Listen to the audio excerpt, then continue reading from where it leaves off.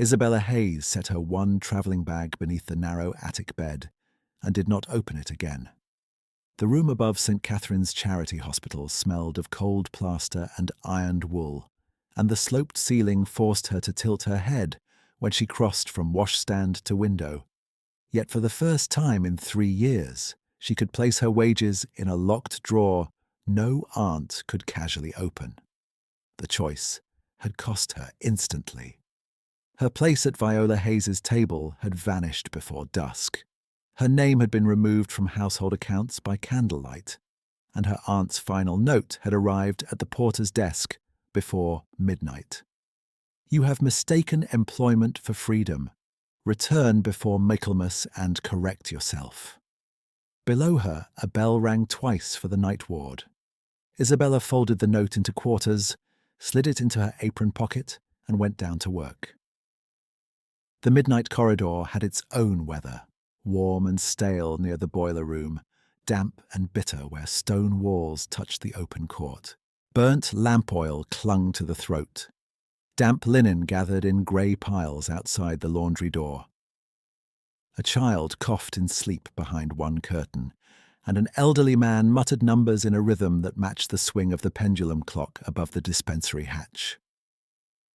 Isabella checked the ledger at the end of each bed, made 2 neat notations in the margin where temperatures had been missed by an exhausted junior nurse, then carried a basin along the row with steady hands. Routine was mercy when every other part of her life had become negotiation. At 1:30, Matron Pierce met her beside the medicine cupboard and passed over a sealed envelope without comment.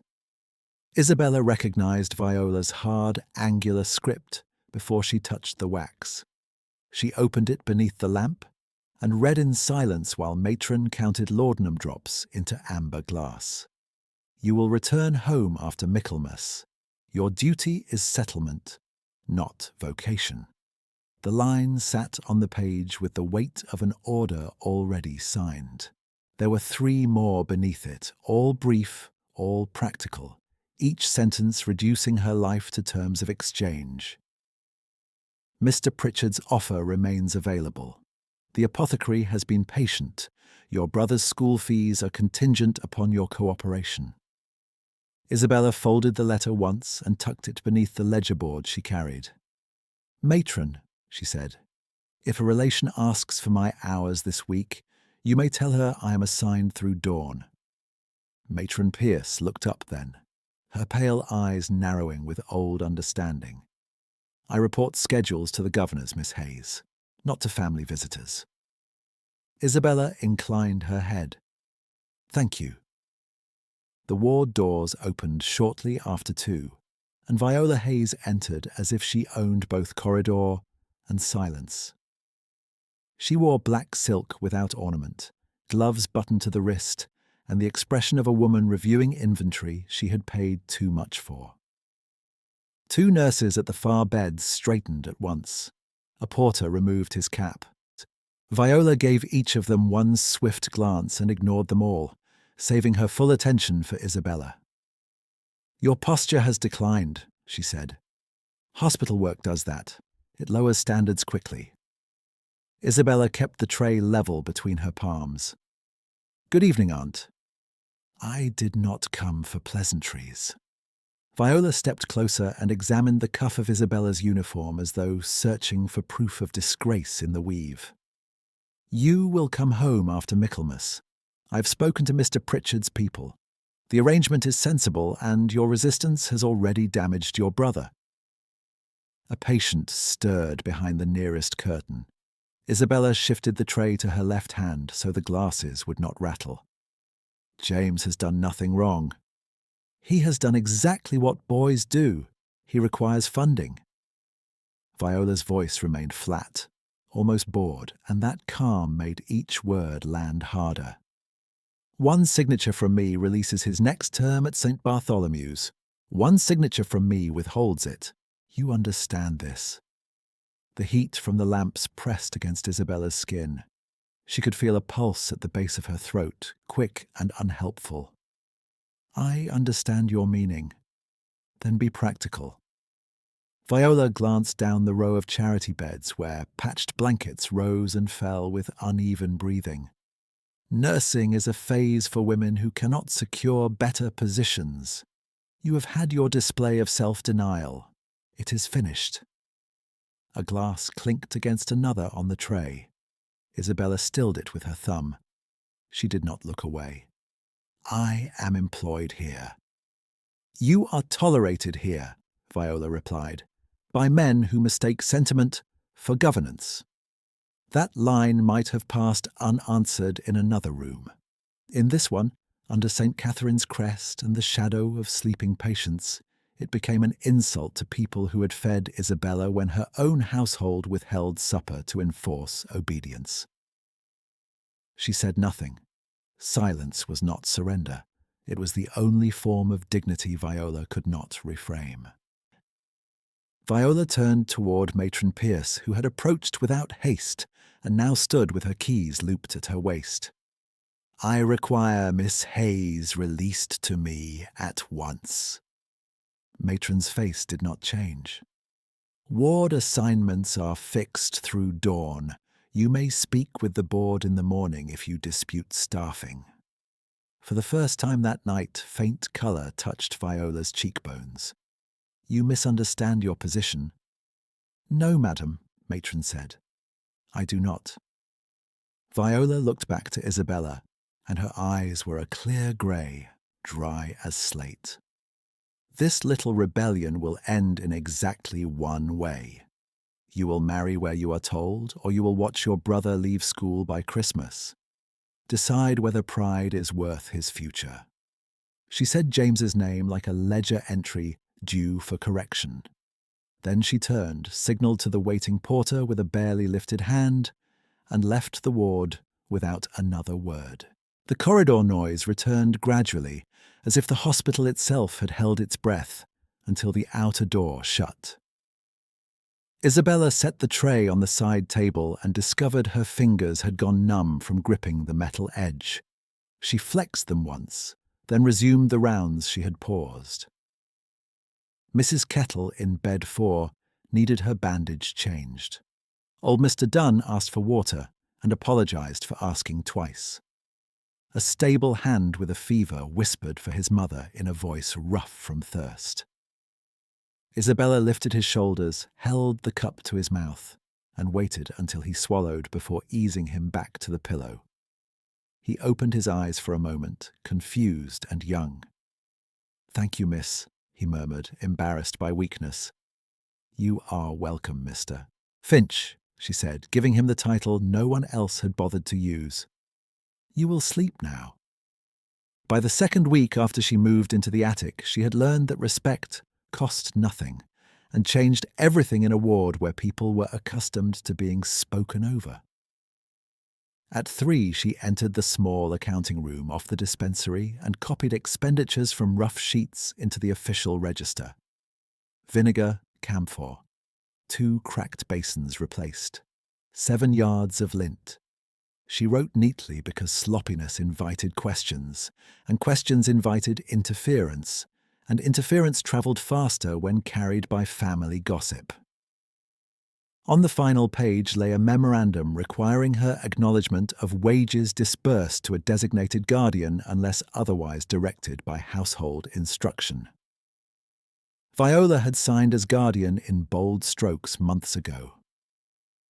Isabella stared at the line for several seconds, then drew a careful mark beside the clause and wrote in the margin, Residence changed. Direct payment requested pending board review. The clerk on duty, a thin man with ink on both cuffs, looked up from his stool. Miss Hayes, this will cause correspondence. I expect it. Your aunt will object. She has been objecting all my life. Isabella passed him the register. Please record it anyway. He hesitated only briefly, then sanded the wet ink and nodded. Very well. She returned to the ward with the register under her arm and a steadier breath in her chest. Action first. Explanation later. It was the only method that had ever given her room to stand. Near 4 o'clock, when the lamps burned low and the eastern windows were still black, she found Matron Pierce folding lint strips at the central table. "Miss Hayes," Matron said without preamble, "I received a note from your aunt last week and another tonight. She implies she may petition the governors against your posting." Isabella adjusted the wick of the nearest lamp until the flame held. Will she succeed? Matron considered. She has acquaintances, but she has overplayed in writing. She assumes this is a private household. It is not. Isabella let that settle. It was not promise, only fact, and fact was better than comfort. "If my wages are delayed, I can manage for a month." "You should not need to." Need and ought are rarely neighbours. A corner of Matron's mouth moved, not quite a smile. "Go and sit for 10 minutes, Miss Hayes. You look as if you are made of wire." Isabella obeyed and took her cup of weak tea to the landing outside the chapel door, where the stone steps held a little of the day's warmth, even at night. She pressed her thumb against the folded note in her pocket until the paper softened. James would wake for school in 3 hours and ask whether the headmaster had received his fees. He would not know that his future was being weighed against his sister's obedience by a woman who called coercion prudence. He would not know unless Isabella failed. She lifted her chin and drank the tea before it cooled. When she returned to the ward, dawn had not yet broken, but the first cart of clean linen had arrived, and the lamps no longer seemed to own the corridor. She began another round with fresh cloths and a sharpened pencil, her steps measured, her shoulders squared beneath plain blue wool. Viola had come to remind her that power still sat in another woman's hand. Isabella understood that truth. She understood another as well. She had already left home. She would not go back. She moved to bed 7, checked the pulse beneath a boy's wrist that felt too warm, and drew another careful line in the chart as the first grey seam of morning appeared beyond the high windows. Dawn at St. Catherine's did not arrive in beauty. It arrived in inventories. Coal scuttles counted, chamber pots emptied, tincture bottles measured against the night register. Every ounce of order dragged back from the edge by women whose names never entered the governor's speeches. At 6, the day nurses came in with red hands and pinned caps, smelling of rain and carbolic, and Isabella gave report in the clipped cadence Matron Pierce demanded. Bed 4 slept after poultice change. Bed 9 delirium reduced. Mr. Finch still fevered and requiring cooling cloths every quarter hour. She did not mention Viola's visit. The ward had no use for private injuries unless they altered dosage. When handover ended, she carried the soiled instruments to the scullery herself, because the new maid had cut her palm on cracked glass and could not grip tongs. Steam clouded the narrow room. Wet linen slapped stone. A cook's assistant argued with a porter about missing barley, while 2 orderlies tried to coax a jammed wheel from a medicine cart with muttered curses and patience. Isabella scrubbed each instrument until it shone, stacked them on folded cloth, then stood for a moment with her fingers against the warm copper sink, eyes closed, letting the noise pass through her without settling inside her. Her attic room greeted her exactly as she had left it. 1 bed, 1 washstand, 1 chair with a split cane seat, and the travelling bag still tucked beneath the bed frame like a compact declaration. She unpinned her cap, loosened the tight coil at the back of her neck, and counted the coins in her drawer before lying down. 8 shillings and 4pence after rent for the room and mess deductions. Enough for soap, writing paper, and if she was prudent, half of James's arithmetic texts by month's end. Not enough to survive a withheld pay packet. She wrapped the coins in muslin, slid them beneath her folded chemises, and slept in her shift with one hand resting over the drawer key. She woke to chapel bells and the smell of cabbage soup rising through floorboards. In the corridor outside the attic, two nurses whispered over a torn hem and stopped when she opened her door. One offered a polite nod. The other looked at Isabella's plain dress and said, not unkindly, "Your relation was waiting downstairs again earlier. Black silk, looking displeased with architecture." "Then the architecture has done useful work," Isabella replied. The nurse gave a brief, startled laugh before she remembered herself. "Matron sent word. You're on dispensary check before evening rounds." Isabella washed at the basin with water gone cool, pinned on a fresh collar, and went down. The dispensary ledger lived in a cabinet that swelled in damp weather and required a shoulder against the door to open. Inside lay the arithmetic of need. Quinine low, lint lower, lamp oil expenses climbing because the autumn days were thinning. Mr. Hales, the dispensary clerk with ink on both cuffs, watched her tally columns with a frown. "You make marks in the margin as if they can summon money," he said. "They can summon accountability," Isabella answered. "Sometimes that is the nearest thing available." He gave a dry snort and handed her two folded notices. The first confirmed receipt of her request for direct wage disbursement pending board review.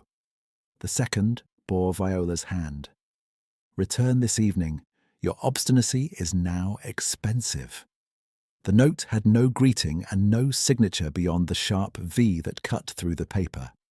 Isabella folded it once and placed it in her pocket with the others, each message a small blade she refused to carry in her face.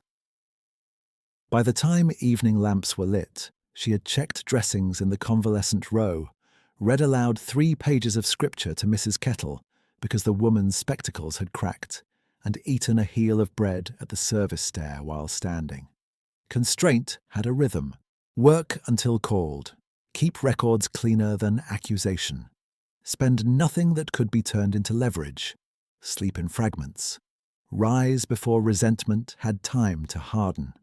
When the courtyard clock struck 10, Matron Pierce intercepted her outside the ward doors and handed over a list of private patients requiring observation.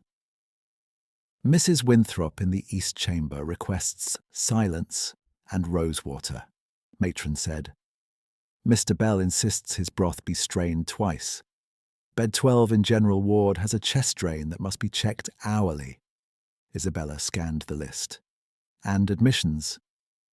Quiet if Providence is feeling merciful." Providence that night was not feeling merciful. Near midnight, a cab wheel split on the cobbles outside the receiving entrance. Then another carriage arrived half an hour later with a baker's apprentice whose arm had been crushed in a press. At 1, an elderly seamstress came in, breathless from cold and hunger.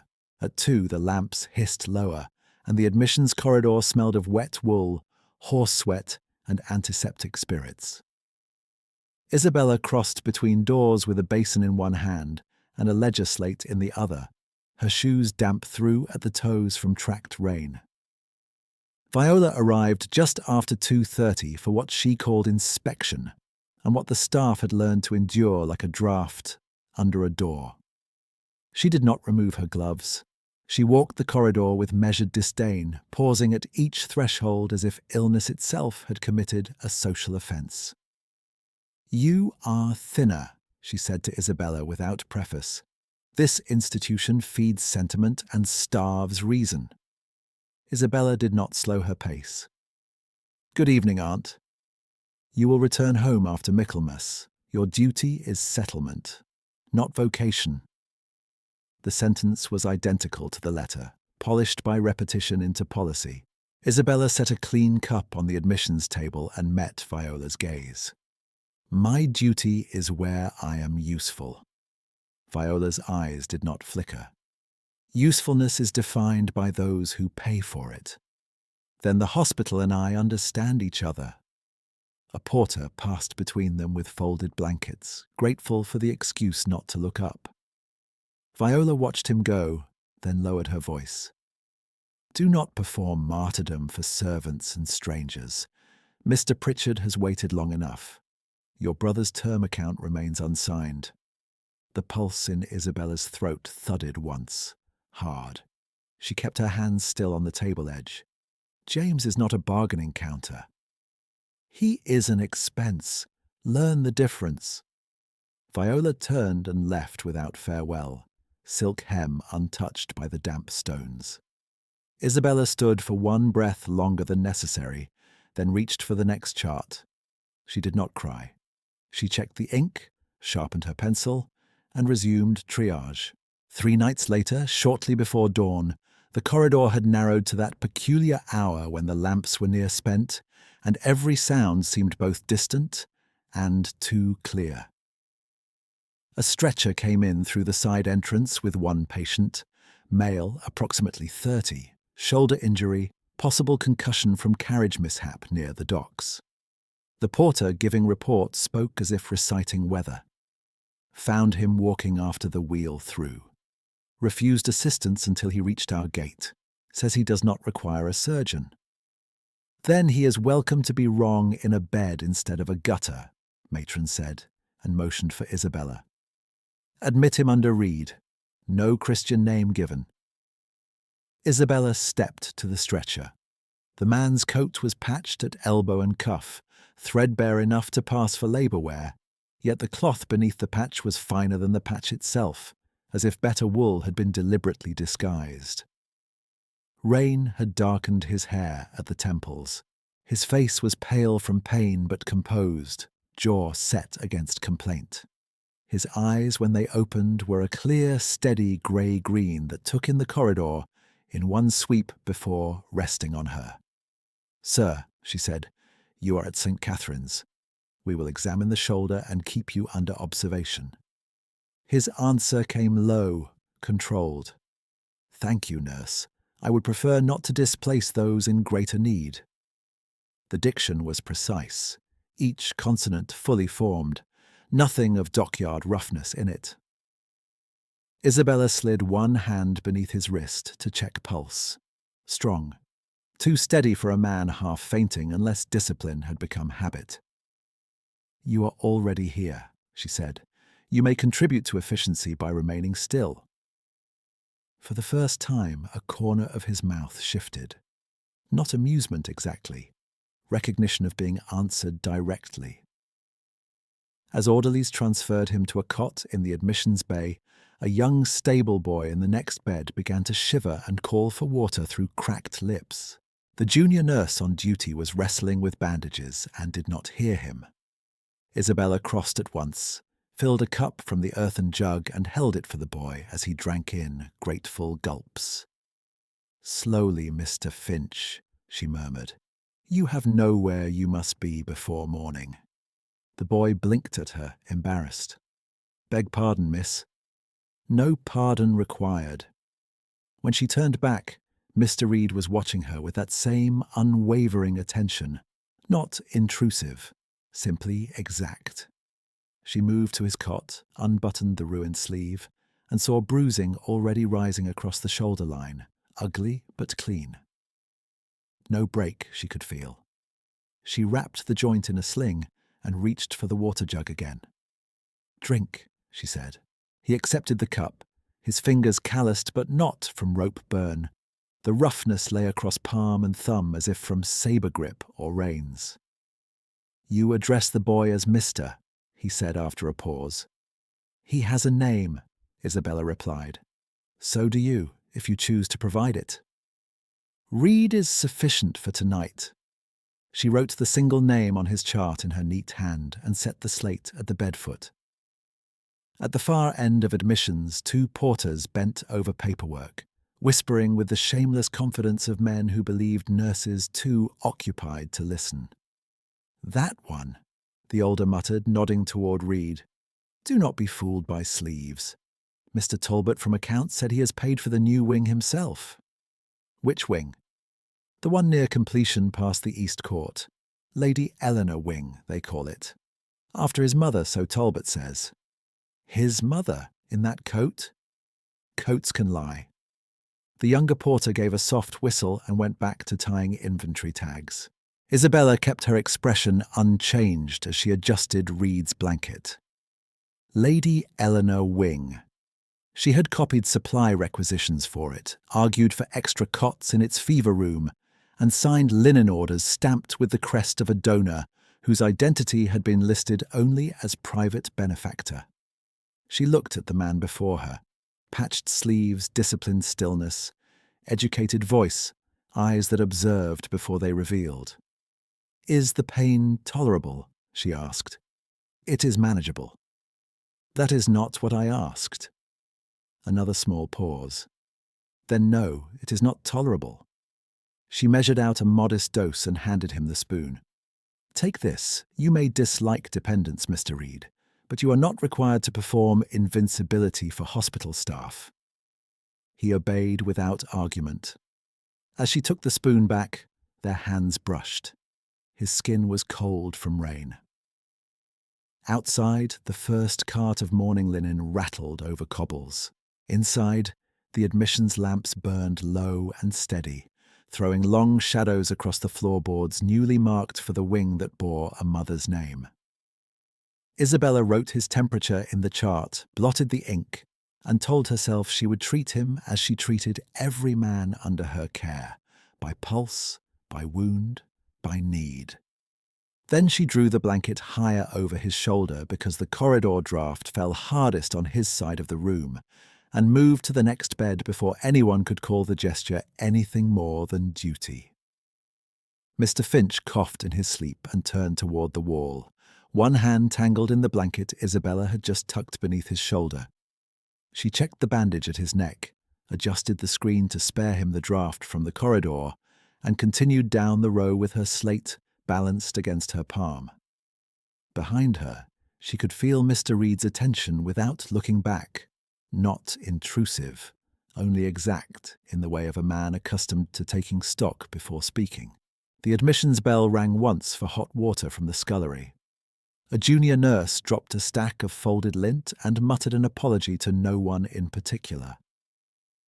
Somewhere near the surgery door, a man groaned through clenched teeth while the dresser set a splint. St. Catherine's moved through suffering with brisk hands and very little ceremony. By the time Isabella returned to bed 7, Mr. Reed had set the emptied medicine spoon precisely on the tray edge and drawn his blanket to regulation height as if he had watched nurses for years and knew what would save them a step. "You may sleep," she said, taking his pulse again. "I have not earned that privilege," he replied. "Sleep is not awarded for merit in this corridor." The line might have been flippant from another mouth. From him it sounded considered. His eyes lifted to hers, clear despite the pain, and she caught again that dissonance between patched sleeve and cultivated diction. Not merely educated, trained. She fixed the sling knot, wrote the hour in his chart, and moved on. When the chapel clock struck 5, Matron Pierce ordered 10 minutes tea for every nurse still standing. Isabella carried her tin cup to the chapel landing, as she had the night before, and sat on the second stone step where the wall held a little trapped warmth. Below, the corridor lamps burned in thinning halos. Above, stained glass darkened to charcoal before dawn. She heard measured footsteps on the stair, heavier than a nurse's shoes, and turned to find Mr. Reed on the landing below, one hand on the rail, his injured arm secured across his chest. He had no business walking unaccompanied. He did not look unsteady. "You should not be out of bed," she said. "I was informed fresh air could be found near the chapel door. At this hour you will find stale draughts and reprimand. Then I have already succeeded in half my search." He stood as if waiting for dismissal. Isabella set her cup aside and went down 2 steps to examine him, fingers briefly at his wrist. The pulse was still strong, fever absent, pain present in the tight line at his mouth. She could have sent him back with a single formal instruction. Instead, she moved to the side and left room on the stair. 5 minutes, she said. Then you return before matron sees you and drafts my resignation for negligence. He inclined his head and sat one step below her, leaving proper distance, his coat falling open enough to show a shirt of finer linen than any dockhand owned. The collar had been turned and restitched by practical hands to appear worn. Deliberate, then. For several breaths they listened to the muted machinery of the waking hospital. Pails, doors, the low murmur of orderlies changing shift. At length he said, "You addressed the boy as Mr. Finch when he was delirious." Isabella did not look at him. "He is Mr. Finch. Most in your position would not have spent language so carefully at 3 a.m. Most in my position are tired enough to forget themselves. That is not what I observed." She turned then. His face in the low chapel light was more austere than in the ward, cheekbones sharpened by fatigue, hair still damp at the temple where rain had dried without vanity. His eyes held hers with unnerving steadiness, not searching for gratitude, not offering praise like a coin, merely stating what he had seen. "Thank you," he said, "not for the sling." She felt, absurdly, the same quick jolt she felt when a fever broke at the exact hour she had wagered it might. Not relief, recognition. She set both hands around her cup so he would not see the minute tremor in her fingers. "Kindness is not a debt, Mr. Reed." "No," he said. "It is a measure." Below them the chapel door opened and a curate crossed the corridor with prayer books under his arm. The moment closed as quietly as it had formed. Isabella rose first. "Your 5 minutes are finished." He stood without complaint. As she turned him towards the admissions bay, he gave one brief smile, almost reluctant, and it altered his whole face from guarded severity to something unexpectedly young. She looked away before he could see her notice. 3 nights later, October had settled fully over the city, and the ward windows sweated at the edges from the difference between cold stone and overworked boilers. Mr. Reed had been moved from admissions to the convalescent row with instructions for controlled movement of the shoulder and supervised walking each shift. Patients in that row often filled silence with complaint. He filled it with questions. Isabella found him seated near the dispensary hatch while Mr. Hales counted tincture bottles, a ledger open on Reed's knees by permission that no ordinary patient would have been granted. He looked up as she approached with evening charts. "Nurse Hayes," he said formally, "is quinine rationed by physician preference or supply failure?" Mr. Hales sputtered. "Patients do not audit the cabinet." Isabella took the ledger from Reed's lap, closed it and handed it back to the clerk. "Supply failure," she said. "2 shipments delayed at the river. We stretch what we have." Reed absorbed that with a slight narrowing of his eyes. "And lamp oil?" "Up 12% since September." Mr. Hales stared between them. How does he know enough to ask that? "Perhaps he enjoys figures," Isabella said. "Or dislikes waste," Reed added. She should have ended it there.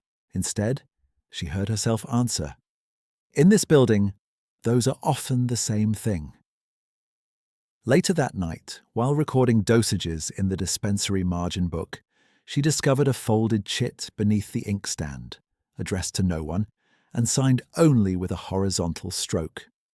It authorized immediate payment for Mrs. Bellamy's chest medicine, account cleared in full, donor preferring anonymity. Mrs. Bellamy was the widow in bed 11, who had spent 2 evenings apologizing for the cost of her own breathing. Isabella carried the chit to Mr. Hales. "Who left this?" He squinted at the mark. "Came with the 8 o'clock tray, coin wrapped in paper, exact amount." "From whom?" He jerked his chin toward the corridor where Reed was taking his supervised walk. "I am a clerk, not a detective." She said nothing more. When she passed Reed at the physiotherapy corridor an hour later, he was methodically flexing his fingers against a leather ball the surgeon had provided, jaw tight with pain he refused to display. "Do not clench your shoulder to protect your pride," she said. "You will lengthen recovery." "Is there a protocol for pride?" "There is now. Open your hand." He obeyed. She corrected his posture with 2 brisk touches at elbow and wrist, close enough to feel the contained force in him, the familiar discipline of a body trained beyond ordinary labor. His palm bore old scars crossing the thumb web in neat pale lines.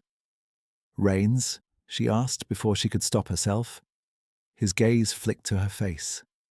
"Among other occupations." Not dock work, then. Not only. By the second week of October, he had developed the habit of appearing wherever her duties briefly overlapped with patient mobility. Never obstructive, never importunate, always with the same measured courtesy that made rudeness toward him feel theatrical. In the physiotherapy corridor, he completed each prescribed exercise exactly once more than required, as if self-command were his native language. On the garden path, where convalescents were permitted 15 minutes of air when weather allowed, he walked slowly beside old Mr. Dunn and matched the man's halting pace, without impatience. In the night dispensary, he asked for no favors for himself and noticed every shortage before staff announced it. The hospital garden was less garden than disciplined square of earth, bordered by gravel, winter rosemary, and 2 benches repaired too many times. Isabella escorted 4 ambulatory patients there on a grey afternoon, Reed among them in a different coat from the one in admissions. This one was coarse at first glance, cuffs rubbed, seams mended. Yet the cut sat cleanly across his shoulders, and the lining, visible when wind lifted the hem, was silk worn thin with use rather than cheap cotton. Expensive cloth made humble by intention. Mrs. Bellamy, wrapped in a shawl, faltered halfway down the path. Reed moved to her good side before Isabella could signal, offering his uninjured arm with formal gravity. "Mrs. Bellamy, if you permit, we may proceed at a less ambitious pace." The widow blinked up at him, startled into a laugh. "Ambitious, is it? I call it stubborn." "Stubbornness has excellent survival statistics," he said. She accepted his arm. Isabella watched him shorten his stride to match hers, never once looking as though he were performing virtue for witness. That was the detail that unsettled her most. Men like Mr. Pritchard performed benevolence as advertisement.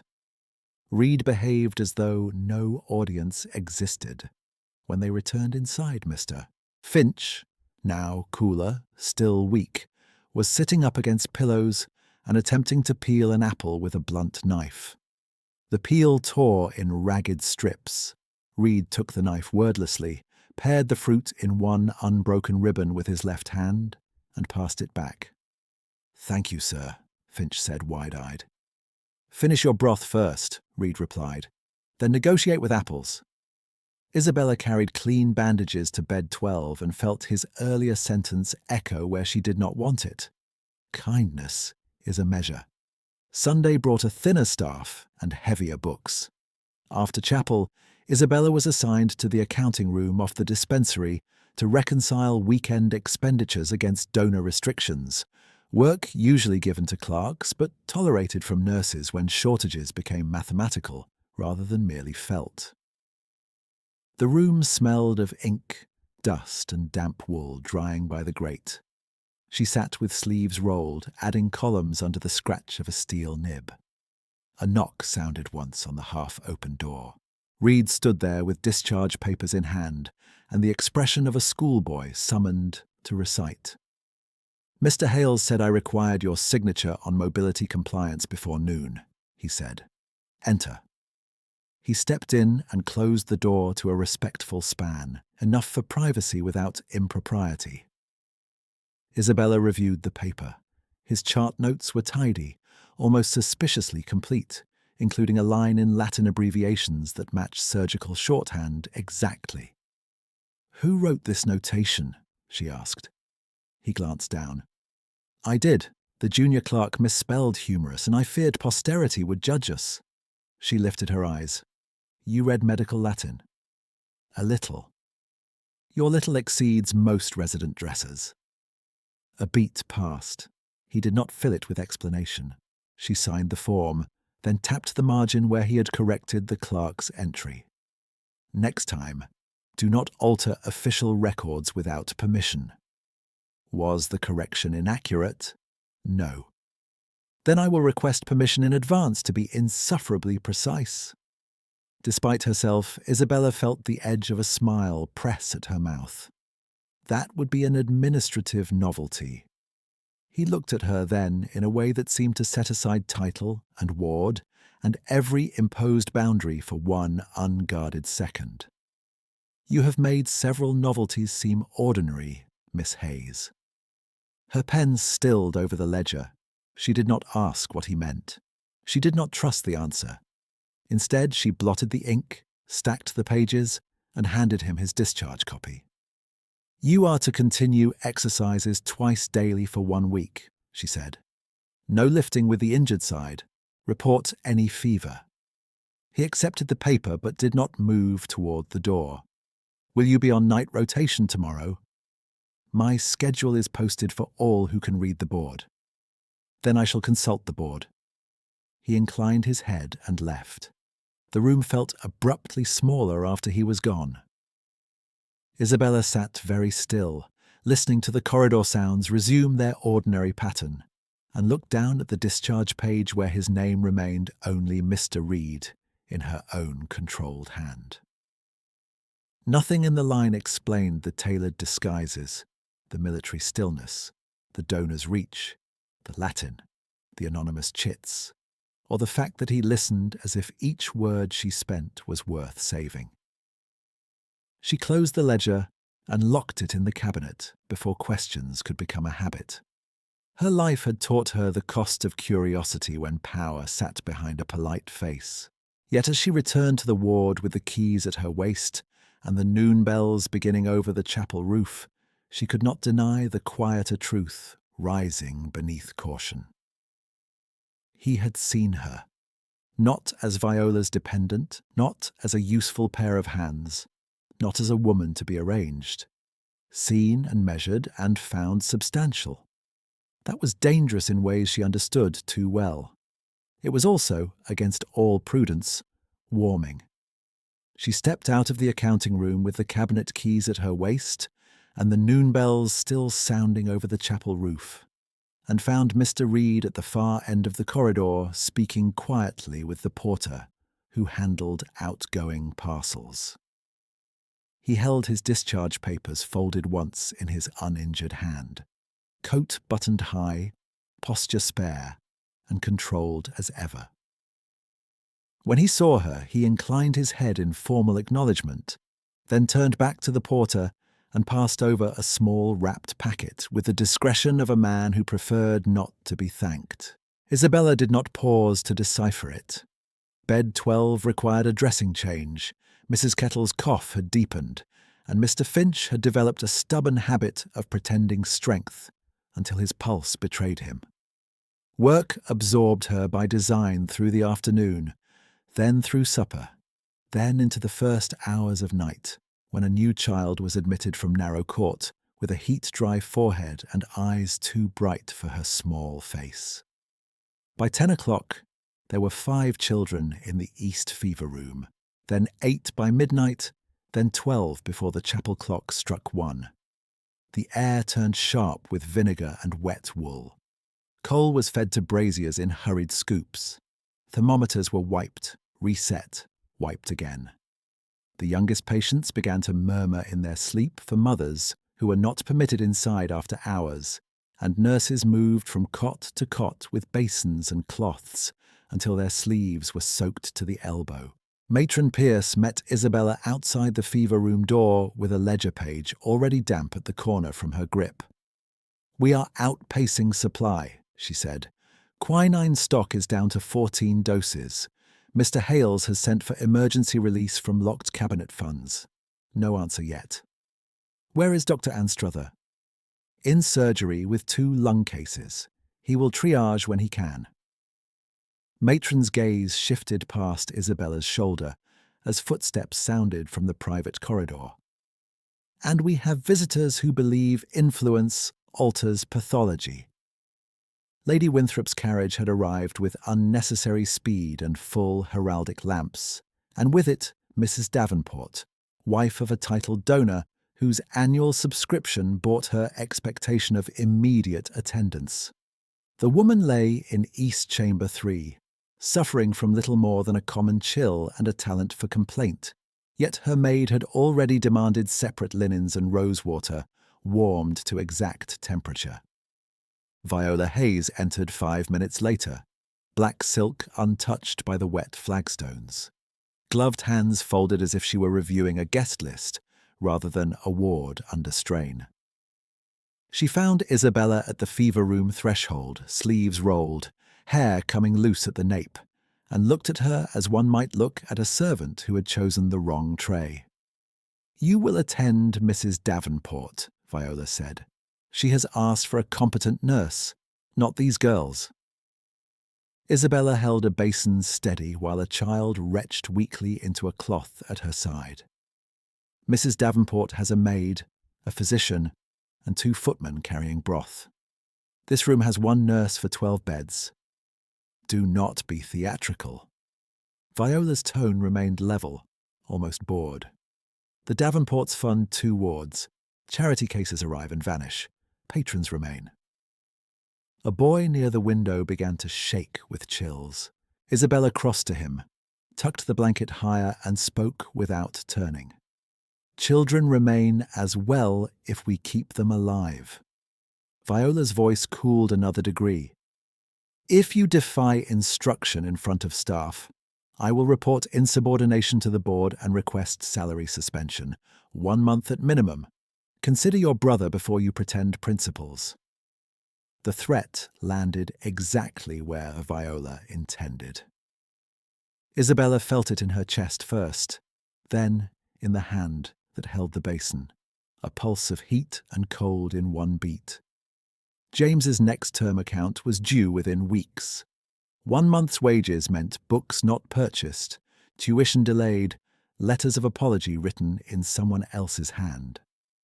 She set the basin down on the nearest stool so the tremor would not show.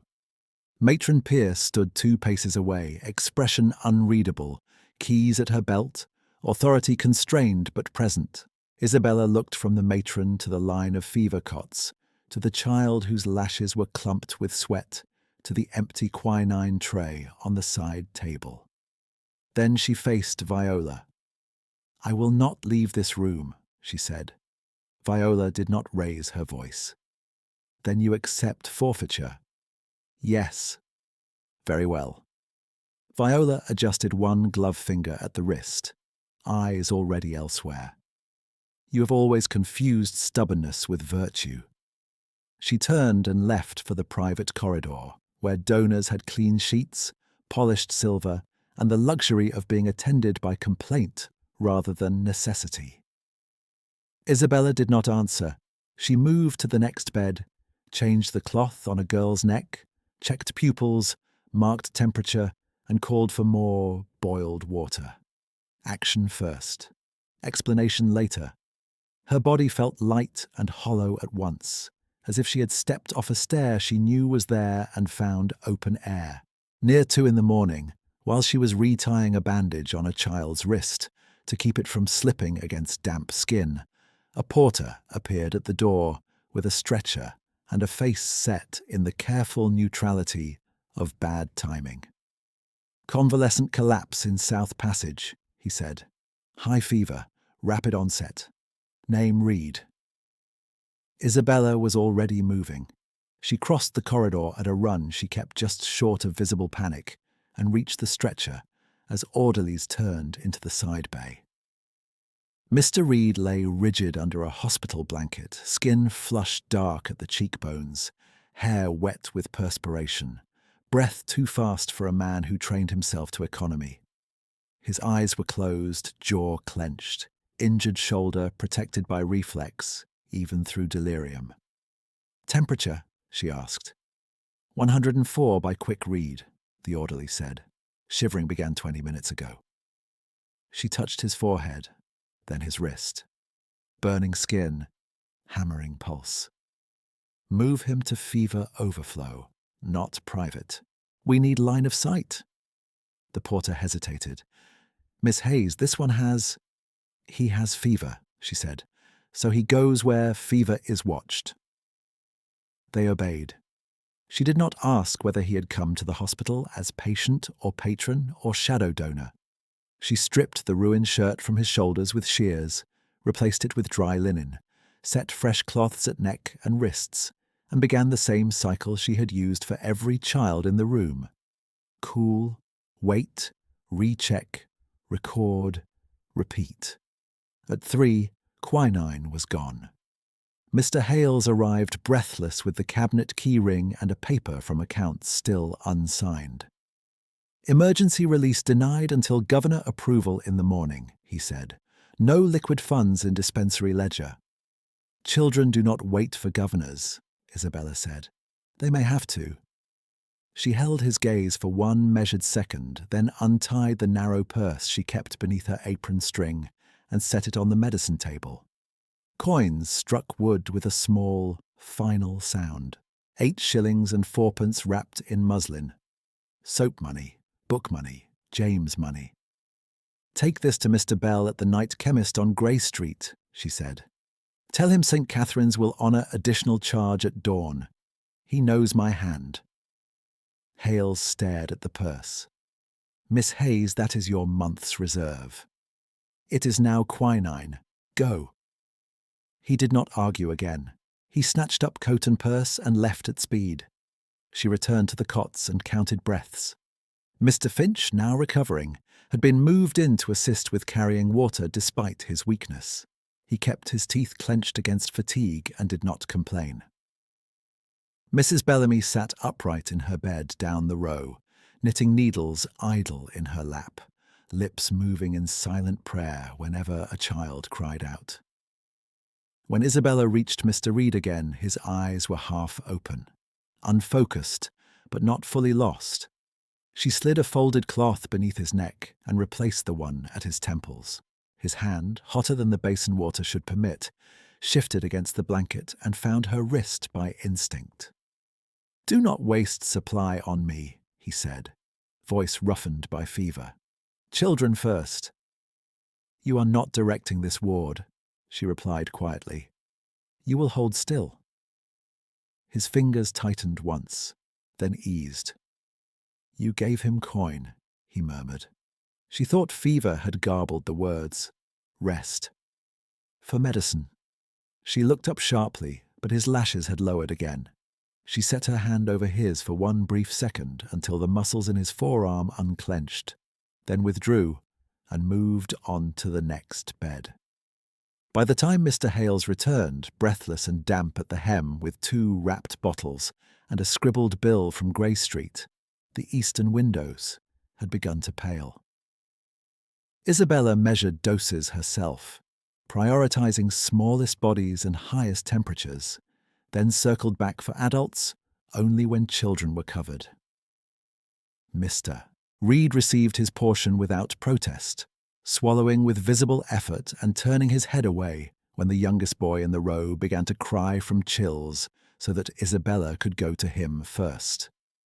She worked through dawn and into full morning when the first physician finally entered with fresh orders and the kind of apologies hierarchy called practical. Fever curves bent, not all at once, but enough that pulse counts slowed and hands ceased their constant shaking under blankets. No one used the word miracle. St. Catherine's did not trust words that asked no labour. At 11, Matron Pierce found Isabella in the washroom wringing out a stack of cloths gone grey with use. "Mr. Hales recorded private purchase of emergency quinine," Matron said. "Your name is on the chit." "So is the hospital's." "Board reimbursement may be delayed." Isabella twisted the cloth once harder than necessary and laid it over the rail. Then delay it. Matron studied her for a moment, then nodded, a gesture both grave and unexpectedly gentle. You are relieved for 2 hours. Sleep if you can. Isabella did not sleep. She sat on the chapel landing with a cup gone cold between her palms, muscles quivering from fatigue that had moved beyond complaint into numb precision. Through the open transom she could hear carriage wheels in the front court, sharper voices than ward voices, the cadence of preparations for the governor's supper scheduled that evening in the nearly finished Lady Eleanor wing. 3 days passed before the fever room settled into something like order, and by then invitations had been sent, silver polished, and every corridor near the new wing scrubbed until stone reflected lamplight. Isabella was assigned to carry case notes and attendance lists to the side gallery during the supper, a practical choice because she knew the figures better than any clerk, and an ironic one because her forfeited wages still sat as a red line in the ledger under Viola's notation. Disciplinary deduction. Accepted. The Lady Eleanor wing looked different under evening chandeliers than it did under dawn triage. Marble floors caught gold light. Fresh plaster smell hid beneath beeswax and lilies. Trustees in dark coats stood in conversational clusters, speaking of outcomes and endowments, while servants moved with silver trays between them. Isabella kept to the side passage in plain uniform blue, ledger tucked under her arm, invisible by convention, and therefore able to hear what was never meant for her. She stepped into the narrow gallery behind the governor's table, just as Viola's voice carried through the half-open study door, low and precise. She is compliant when properly cornered, Viola said. Transfer her contract to Ashdown Sanatorium after Michaelmas, and the inheritance remains manageable. She may style it promotion if language is required. A man answered, one of the trustees by accent and ease. Miss Hayes has favourable reports from Matron Pierce. Competence is not governance, Viola replied. She's useful in supervised posts. Independent authority would be an error. Isabella stopped with one hand on the tray rail, the silver edge pressed into her palm hard enough to mark. Her breath shortened for a single beat, then steadied by force.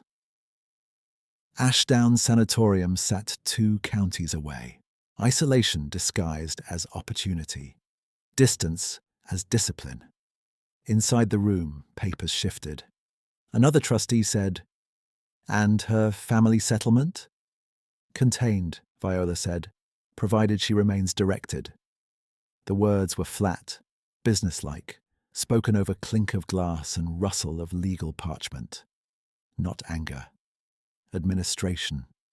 Isabella stood until footsteps approached from the corridor, then moved before she could be seen listening. She entered the supper hall through the service door with the case notes balanced level on the tray, spine straight, face composed. Viola noticed her at once and lifted a hand with mild impatience, summoning as one summons staff. "Gentlemen," Viola said to the nearby cluster, "my niece, Miss Hayes, a useful nurse, unfit for independent post." The line landed in polite silence. One man gave the reflexive smile of someone witnessing social correction and choosing safety. Another looked away toward the string quartet in the alcove. No one contradicted her. Isabella felt the tremor start at the base of her thumb where it touched the tray. Once, no more. She set the notes on the side table without a sound and met Viola's eyes. "As you wish," she said. 4 words, evenly spoken. She turned to leave, and as she reached the archway, she saw, at the far end of the hall, near the shadowed doors to the east corridor, Mr. Reed standing very still in formal black, no patch sleeve in sight, his gaze fixed on her with an intensity that made the bright room narrow to a single point. Mr. Reed did not move from the shadowed doors, yet the room altered around the fact of him. formal black coat, white shirt unfrayed at the collar, gloves in one hand rather than on it, and that same exact stillness he had carried on a fever cot, as if pain were merely another command to be obeyed. Isabella held his gaze for one measured second, then inclined her head with the neutrality expected of staff, and stepped into the service corridor. She did not go to the pantry. She did not return to the hall. Her shoes struck the stone stair in a pace just shy of running as she climbed to the attic floor, past the line of pegs where nurses' cloaks hung drying, and unlocked her narrow room with fingers that had steadied through hemorrhage, fever, and death notices, but now trembled once at the key. The room received her with its plain inventory: bed, washstand, split cane chair, one drawer with muslin-wrapped coins now gone, one travelling bag still tucked beneath the frame like a promise she had refused to break. She pulled the bag out and opened it on the bed. 2 uniform shifts, a spare collar, her prayer book, James's last letter folded soft at the edges. She added each item without ceremony. Then she went to the washstand, lifted the cracked porcelain basin, and reached beneath it for the packet tied in faded blue thread. Viola's handwriting looked colder in private than in command. Debt letters addressed in Isabella's name to lenders she had never met. Notices of obligation for sums she had never received. Trust correspondence from her late father's solicitor, opened and withheld, margins marked in Viola's hand with calculations, beside phrases like majority disbursement and beneficiary authority. Isabella had found the first letter by accident in spring while searching for sealing wax in her aunt's escritoire. She had begun, after that, to keep copies in secret whenever chance and conscience aligned. Proof had weight. Proof was also dangerous to carry. She slid the packet into the bag, drew the strap closed, and set the bag on the chair. At the door she paused, one hand on the latch, feeling the cost align itself with the act. If she walked into the governor's chamber now, Viola could freeze James's school stipend by morning, contest her wages, spread the story through every drawing room between Bloomsbury and Mayfair. She could call Isabella unstable, ungrateful, disloyal, and society would repeat the words because repetition was easier than judgment. James's face rose in her mind at 12, ink on his cuff, reading by candle stubs because he preferred Greek to sleep. She took one breath and opened the door. The corridor smelled of starch and cinders. A maid carrying fresh towels flattened herself against the wall to let Isabella pass, eyes widening at the sight of the travel bag in her hand. Isabella did not slow. On the first landing she nearly collided with Mr. Hales, who had ink on his cuffs and panic in his expression. "Miss Hayes," he whispered, "your aunt has requested the disciplinary deduction entered tonight and countersigned by 2 trustees. I delayed what I could." "Thank you," Isabella said. "Where are the governors now?" "In the study off the supper hall. They are reviewing contracts for Ashdown and winter allocations." She met his gaze. "Did you keep the Grey Street chemist's bill with my name?" His mouth tightened. "In duplicate. One in cabinet, one in my coat lining. I expected argument." "Bring both to the study in 10 minutes. No announcement." He stared at her bag, then back at her face. "Miss Hayes, that room is not kind." "Neither is silence." She left him on the landing and descended. By the time she reached the side gallery, the second course had been cleared from the governor's supper, and the quartet had shifted to a restrained adagio that made conversation sound more respectable than it was. Servants moved with coffee trays. Trustees laughed in low tones near the long windows. The newly painted moulding of the Lady Eleanor wing shone under candlelight. Elegance laid over stone that still remembered disinfectant. The study door stood closed. A footman guarded it with polite boredom. "I require entry," Isabella said. The footman looked at her uniform, then at the bag. "Miss, the governors are in private council." She gave him the only truth that mattered. "So am I." She stepped past him before protocol could gather itself and opened the door. Heat struck first from the coal fire, then the smell of paper, sealing wax, and port. Around the central table sat 5 trustees and 2 legal clerks. Viola stood at the hearth with one gloved hand resting on the mantel, as composed as if she had summoned this interruption herself. Chairman Ellery, broad-faced and silver-haired, looked up with immediate displeasure. "Miss Hayes," he said, "this chamber is restricted." Isabella set her bag on the green baize table and unfastened the strap. "Then I request restriction suspended for 3 minutes. Viola's voice entered, flat as winter glass. "You are overwrought. Return to the ward." Isabella ignored her.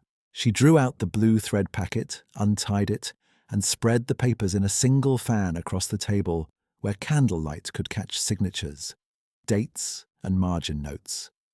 Her hand did not shake now. Action had cured that. "These are debt instruments drafted in my name, without my consent," she said. "These are trust letters addressed to me and withheld. This mark," she touched one page with her forefinger, "is my aunt's annotation assigning false obligations to justify control of my disbursements. This line names transfer to Ashdown as financial management, not medical necessity. And this is the chemist bill for emergency quinine purchased with private funds when cabinet release was denied." Viola did not blink. Fabrications copied by a resentful girl. Mr. Hales appeared at the half-open door exactly as promised, breathing hard, clutching 2 folded documents. He stopped when he saw the room, then crossed to the table and placed both copies beside Isabella's hand. "Original and duplicate, Mr. Chairman," he said, voice thin but steady. "Signed by Bell of Grey Street and entered against Miss Hayes because no governor answered the midnight release request." Silence settled with a physical weight. One trustee reached for spectacles. Another lifted a debt letter and turned it towards the firelight, frowning at the signature line. The legal clerk on the right began sorting pages by date with professional reflex, expression draining as the pattern emerged. Viola smiled without warmth. "Miss Hayes has always had a dramatic relationship with ordinary administration." Isabella looked at her aunt for the first time since entering. "You taught me administration. Then learn obedience?" "No." The word landed clean. Chairman Ellery shifted in his chair, suddenly less certain of his authority than of his liability. "Miss Hayes," he said cautiously, "what precisely are you asking of this board?" She heard the old training whisper at her back. Soften. Defer. Request kindness. She placed both palms on the table instead. "I resign from family authority," she said. "I request immediate independent review of my trust and direct control of my wages. I request these papers entered into hospital record tonight. I request that any transfer order to Ashdown be suspended pending that review." Viola's eyes hardened, slate on slate. "You are in no position to request terms." Isabella held her gaze and answered in 4 words. "I choose my own name." No one spoke. From the hall beyond the study came the muted hum of supper voices and the faint clink of cups, civilization continuing while one woman's life changed shape at a baize table.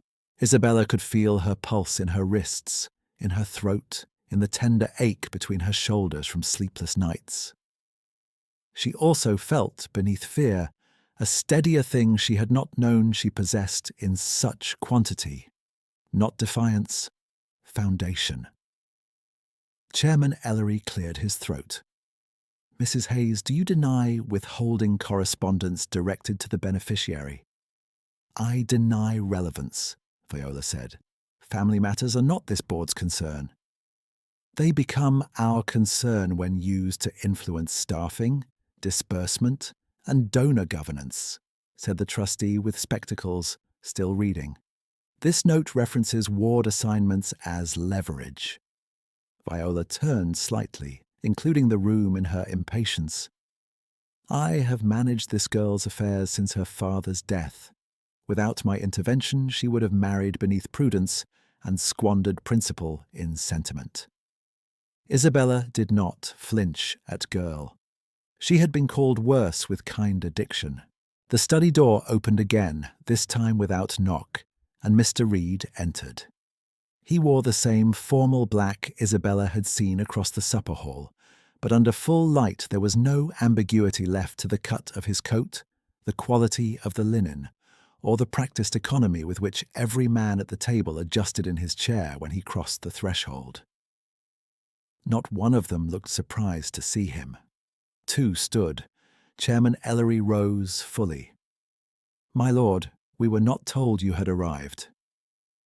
Mr. Reed's gaze found Isabella first, then moved to the papers spread beneath her hands. "I arrived when Miss Hayes entered," he said.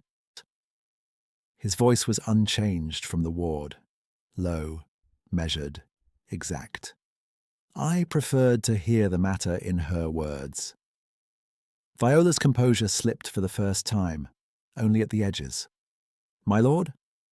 He set his gloves on the table beside the quinine bill and spoke one sentence that reordered every corridor, every question about lamp oil, every anonymous chit, every coat cut rich and worn. Poor. "My name is Lord Lucian Vale."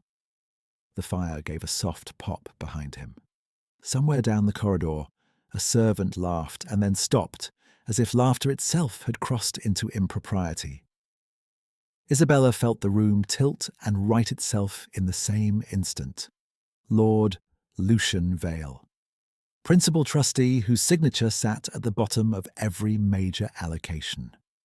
Owner of the estate that housed St. Catherine's. Son of Lady Eleanor, whose name crowned the wing where she had been publicly dismissed. He had lain in her fever room with burning skin and asked for no privilege. He had watched her spend her last reserve on children who had no titles, and he had said nothing until now. Viola recovered first, because calculation was her native language. "Then perhaps your lordship will appreciate the necessity of firm management in family finances." Lucian turned his head toward her with a calm that made interruption feel reckless.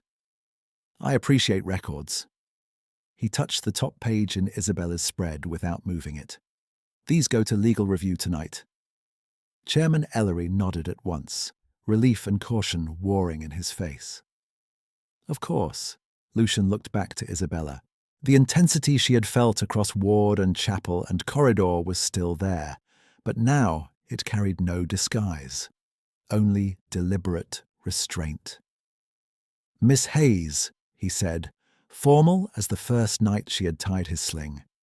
"Your request for independent review is granted pending verification, and your wages are to be directed to you without intermediary effective immediately." She had expected triumph to feel bright, dramatic, loud. It arrived instead as quiet pressure behind her ribs, like a door opening inward after years of pushing against it from the wrong side. "And my brother's stipend?" she asked. Her voice held. Lucian answered without looking away. "If it was funded from your trust share, it continues under your authority. If not, St. Catherine's Scholarship Reserve will cover the present term while accounts are audited." Viola made a small sound of disbelief. "You cannot simply—" "I can," Lucian said. 2 words. Final. The trustee with spectacles gathered the forged letters into a neat stack and passed them to the legal clerk. Mr. Hales stood very straight by the door, as if fearing his knees might fail if he allowed them to bend. Chairman Ellery asked for ink, witnesses, and an immediate minute entry. Process, at last, in service of truth rather than concealment. Isabella reached for her bag and closed it, not because she still intended to leave the hospital, but because she had packed it for this moment and would not pretend otherwise. She had walked into the study ready to lose income, position, and the thin protection of family name. She had spoken anyway. The cost remained real. So did the freedom. Lucian stepped aside from the table, giving her clear passage to the door with the same precise courtesy he had shown on chapel stairs and garden paths, now stripped of pretense but not of respect. As she passed him, he spoke so only she could hear. "You were right to ask what pain I could tolerate." She looked up at him, at the face she now had to relearn under his true name, and answered with equal quiet, "So were you." Then she walked out of the study carrying her own bag, her own evidence entered in the record behind her, and her own name intact. She had just reached the side gallery when Chairman Ellery's secretary hurried after her with a sanded ledger and a brass seal still warm from the fire. "Miss Hayes," he said, slightly breathless, "the minutes must bear your hearing before signature. The board insists." She turned back without surrendering her bag and re-entered the study, where the air had sharpened into procedure. The forged debt letters lay stacked and ribboned. The withheld trust correspondence was separated by date. Mr. Hales stood at the writing stand, ink on both cuffs, copying line by line into the official record so no one could later call the papers rumour. Chairman Ellery read aloud in a voice stripped of supper politeness. Item: immediate suspension of Mrs. Viola Hayes from all advisory and governance functions at St. Catherine's pending legal review. Item: acceptance into record of documentary evidence submitted by Miss Isabella Hayes. Item: interim restoration of direct wage disbursement and beneficiary correspondence to Miss Hayes without family intermediary. Item: temporary injunction against involuntary transfer of Miss Hayes to Ashdown Sanatorium. He looked up. "Miss Hayes, have you heard these terms?" "I have." Viola stood by the mantel, gloved hands now clasped too tightly to resemble ease. "You are making institutional policy from a domestic quarrel." Lucian did not raise his voice. "No, Mrs. Hayes, we are separating them." The legal clerk held out the board seal. Ellery pressed wax and stamp onto the page. One by one, trustees signed beneath. When the ledger reached Mr. Hales, his hand shook once, then steadied. Isabella watched each stroke as if she were watching sutures close a wound she had carried too long. By the time the last signature dried, the quartet in the supper hall had fallen silent. A footman opened the study door, and conversation beyond it thinned at once when Lucian stepped out in full light, Isabella half a pace behind him in plain blue wool, travel bag still in her hand. Ellery followed and spoke to the assembled governors and donors before anyone could reshape the story in whispers. "A correction has been entered this evening. Mrs. Viola Hayes is no longer acting in governance at St. Catherine's. Administrative authority concerning Miss Isabella Hayes has been restored according to trust law and board statute." A murmur moved through the hall, startled and hungry. Viola made one move as if to answer publicly, then stopped when two trustees turned their backs to confer with the legal clerk instead of to hear her. Society's cruelty had always been collective. Its cowardice was equally so. Isabella did not look at the faces that had smiled at Viola's introduction an hour before.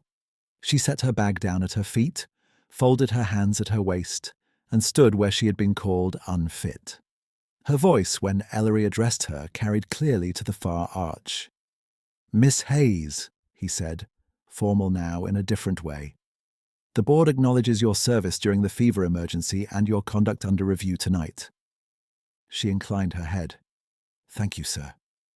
Viola said Isabella's name then, low and edged, as if it tasted of loss. "You will regret spectacle." Isabella met her eyes and answered in the same even tone she had used at bedsides and ledgers. "I chose record, not spectacle." No one offered Viola a carriage arm. She left the hall alone, silk hem whispering over marble that had reflected her authority and now reflected her exit. At 9 the next morning, with rain tapping the dispensary windows, and the hospital returned to its harder, truer music of carts and coughs and calling bells, Isabella sat opposite Mr. Hales while he unlocked the wage cabinet. He placed 3 items on the desk between them with ceremonial care. The board's sealed minute entry, the revised payroll directive naming her as sole recipient, and the Grey Street chemist's reimbursed bill marked paid by order of trustees. "Your reserve is restored in full," he said. 8 shillings and 4pence, entered under emergency medical advance. She touched the receipt with 2 fingers, feeling the rough paper catch her skin. And the midnight release request that was denied? Reopened and approved retroactively. He gave a brief, incredulous huff. Chairman's note says, "Children do not wait for governors." I suspect that line was not his invention.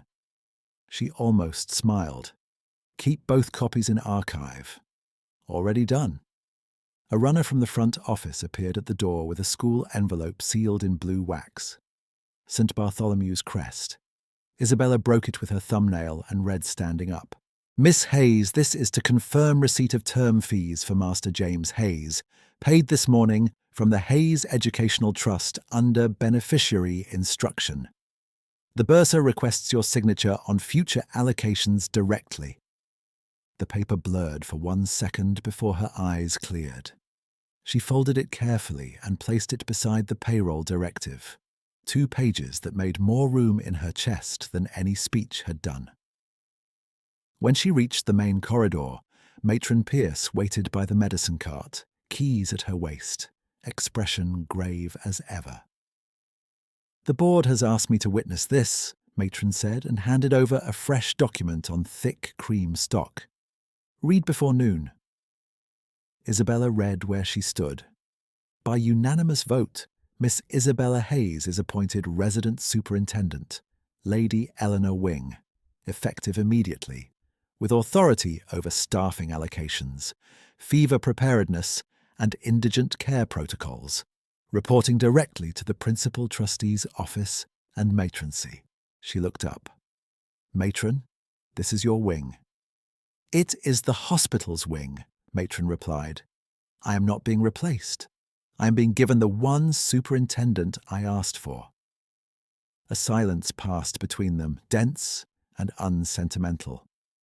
"I wrote to the board after the 2nd week in October," Matron added. "I recommended direct wage control for you then. The reply was delayed. It has now arrived." One of the old loaded looks resolved quietly in that corridor. Not hesitation, not indifference, but strategy, waiting for its hour. Isabella folded the appointment letter once.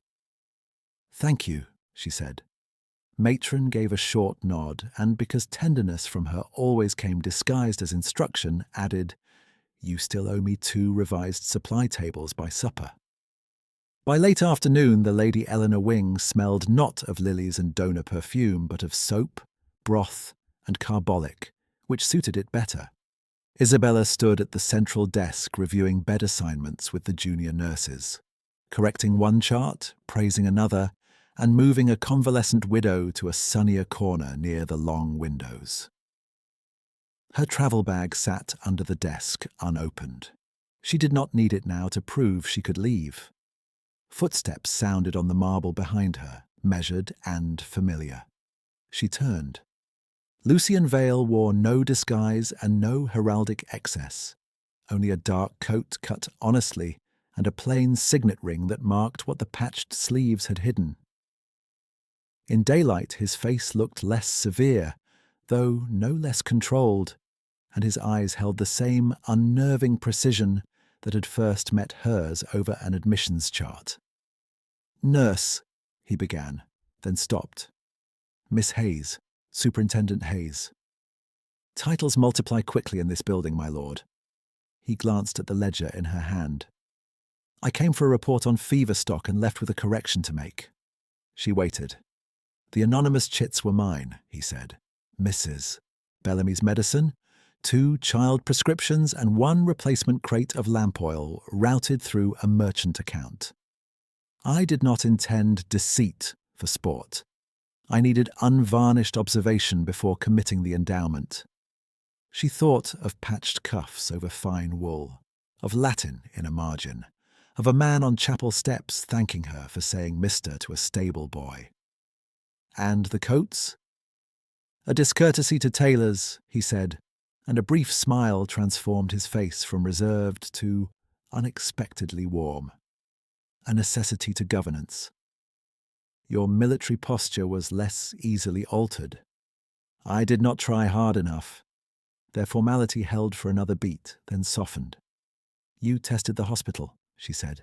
I did. You tested me. His answer came without defense. Yes. Anger should have risen first. It did not. What rose was the memory of his fevered hand releasing hers so she could tend a child first, and the way he had listened every time she spoke as if she were not an instrument, but an authority. Did I pass? She asked. He looked directly at her.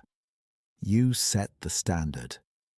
The corridor noise went on around them, a trolley wheel squeaking, a nurse calling for clean lint, Mr. Finch laughing weakly at something Mrs. Bellamy said from her chair.